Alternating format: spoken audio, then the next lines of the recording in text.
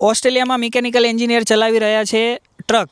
Part 2માં તમારું સ્વાગત છે. આગળના વિડીયોમાં જેમ જણાવ્યું હતું એ પ્રમાણે પાર્ટ 2માં આજે આપણે એમને પૂછીશું કે એમની સેલેરી શું છે અને મેઇન રીઝન શું છે કે એ ટ્રક ચલાવી રહ્યા છે મિકેનિકલ એન્જિનિયર થયા પછી.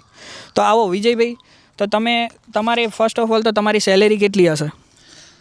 હું જે આ ટ્રક ચલાવું છું એમાં મારી સેલરી 35 પર અવર છે અને હું ડેલી બેસિસ પર દરરોજના 8 થી 10 કલાક હું ટ્રક ચલાવું છું. જોઈ શકો છો 10 કલાક કરી શકે છે. 35 into 10 એટલે $350 પર ડે. હવે આપણે નેક્સ્ટ ક્વેશ્ચન કરીએ કે એમણે કેમ આ ચૂઝ કર્યું ટ્રક ચલાવવાનું. મિકેનિકલ એન્જિનિયરમાં તમે જોબ કરી હતી કે તમે નથી કરી? મિકેનિકલ એન્જિનિયરમાં મેં જોબ કરેલી છે અહીંયા ઓસ્ટ્રેલિયામાં જ. મેં 2 વર્ષ ફિલ્ડ જોબ કરેલી છે.